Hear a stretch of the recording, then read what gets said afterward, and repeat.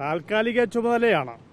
ഞാൻ മനസ്സിലാക്കുന്നത് ഏതാനും ദിവസങ്ങൾ കൂടി കഴിയുമ്പോൾ കേരളത്തിലെ DCC പ്രസിഡന്റുമാർക്ക് മാറ്റം ഉണ്ടാകുമെന്നാണ്.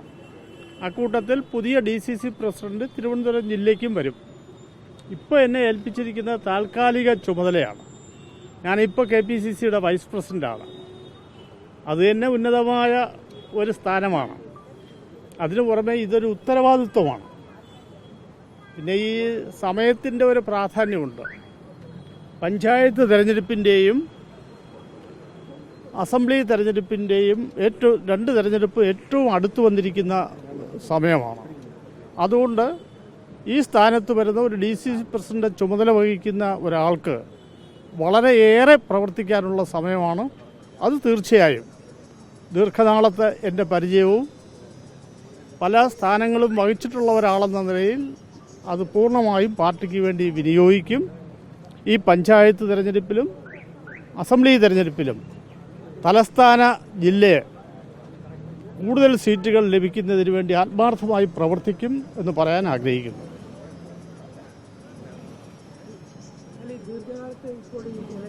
മാത്രമല്ല ഒരുപാട് സമരങ്ങൾ കൂടി നടക്കുന്ന ഒരു ഘട്ടമാണ്. അപ്പോൾ ഒരുപാട് ഭാരിച്ച ഉത്തരവാദിത്വമാണെന്ന് കരുതുന്നത്. ഭാരിച്ച ഉത്തരവാദിത്വമാണ്, അക്കാര്യത്തിൽ സംശയമില്ല. പക്ഷേ ഏതാനും ദിവസത്തേക്ക് മാത്രമേ ഉള്ളൂ. ആ സമയത്ത് നടക്കുന്ന സമരവും പാർട്ടി പരിപാടികളും വളരെ ശക്തമായി മുൻപോട്ട് കൊണ്ടുപോകും.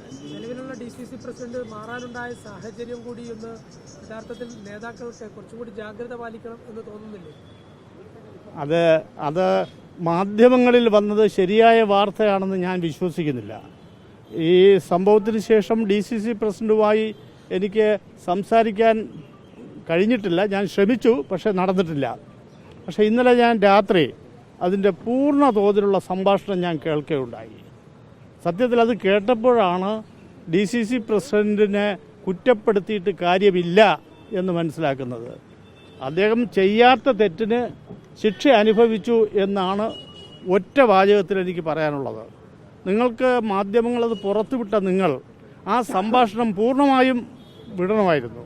ഒരു DCC പ്രസിഡന്റ് എന്ന് പറയുന്ന ഉത്തരവാദിത്വപ്പെട്ട സ്ഥാനത്തിരിക്കുന്ന ഒരാളാണ്.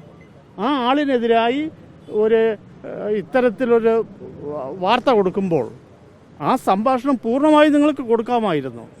ഞങ്ങളൊക്കെ ഉത്തരവാദിത്വപ്പെട്ട സ്ഥാനത്തിരിക്കുന്നതാണ്. ഒരു ബ്ലോക്ക് ഭാരവാഹി അവിടുത്തെ പ്രവർത്തക നേതൃത്വവുമായി തമ്മിൽ അഭിപ്രായ വ്യത്യാസത്തിലൂടെ പാർട്ടി പ്രവർത്തനത്തെ ബാധിക്കുമ്പോൾ അദ്ദേഹത്തെ വിരട്ടുന്നതിന് വേണ്ടി വല്ലതും പറഞ്ഞിരിക്കും. അതിൽ പൂർണ്ണമായും പറഞ്ഞിട്ടുണ്ട്, നിങ്ങൾ ഇങ്ങനെ പിണങ്ങി നിന്നാൽ നമ്മൾ ഒരിടത്തും എത്തില്ല, അതുകൊണ്ട് നിങ്ങൾ യോജിച്ചു പോകണം, നമ്മുടെ അഭിപ്രായ വ്യത്യാസം മാറ്റിവെച്ച് ഒറ്റക്കെട്ടായി മുൻപോട്ട് പോകണമെന്ന് പറയുന്നത് ഒരു തെറ്റായി ഞാൻ കാണുന്നില്ല. പിന്നെ കൂട്ടത്തിൽ അദ്ദേഹം ഉപയോഗിച്ചപ്പോൾ ഒന്ന് രണ്ട് വാക്കുകൾ ഉപയോഗിക്കാൻ പാടില്ലാത്തത് ഉപയോഗിച്ചു പോയി എന്ന് മാത്രമാണ് ഞാൻ കാണുന്നത്. ഈ പ്രവർത്തനം ശക്തമാക്കുന്നതിനും അഭിപ്രായ വ്യത്യാസം മറന്നുകൊണ്ട് സമയത്തിൻ്റെ പ്രാധാന്യം മനസ്സിലാക്കി ഒരുമിച്ച് പ്രവർത്തിക്കണം എന്ന് ഉത്തരവാദിത്വപ്പെട്ട ഒരു സ്ഥാനത്തിരുന്നു കൊണ്ട് പറയുക സ്വാഭാവികമാണ്, അതിൽ തെറ്റില്ല.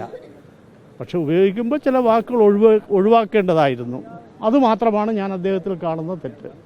ഇത്രയും ഈ സ്ഥാനത്തുനിന്ന് മാറേണ്ട ഒരു സാഹചര്യം അദ്ദേഹത്തിൻ്റെ യഥാർത്ഥ ആ സ്പീച്ച് കൊടുത്തിരുന്നുവെങ്കിൽ അത് ഉണ്ടാവുകയില്ലായിരുന്നു എന്നാണ് എൻ്റെ അഭിപ്രായം. അതുകൊണ്ട് എനിക്ക് നിങ്ങളോട് പറയാനുള്ളത്, ആ സംഭാഷണം നിങ്ങളുടെ കൈകളിലുണ്ട്.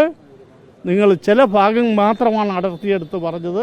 കേരളത്തിലെ ജനങ്ങൾക്കത് അറിയാൻ ആഗ്രഹമുണ്ട്, പാർട്ടി നേതൃത്വത്തിന് അറിയാൻ ആഗ്രഹമുണ്ട്.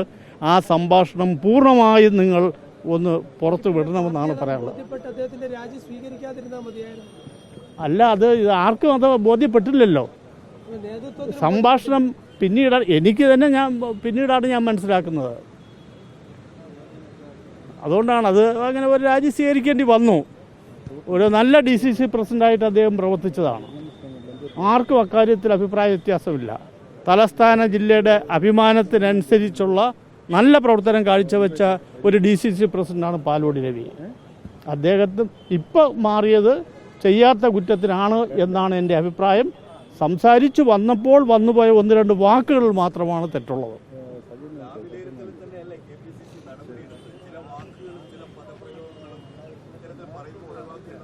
ഒഴിവാക്കേണ്ടതായിരുന്നു, അക്കാര്യം സംശയമൊന്നുമില്ല. പൂർണ്ണമായി സംഭാഷണം 8 മിനിറ്റ് 25 സെക്കൻഡുള്ള സംഭാഷണം പൂർണ്ണമായി കേട്ട ശേഷമല്ലേ നടപടി?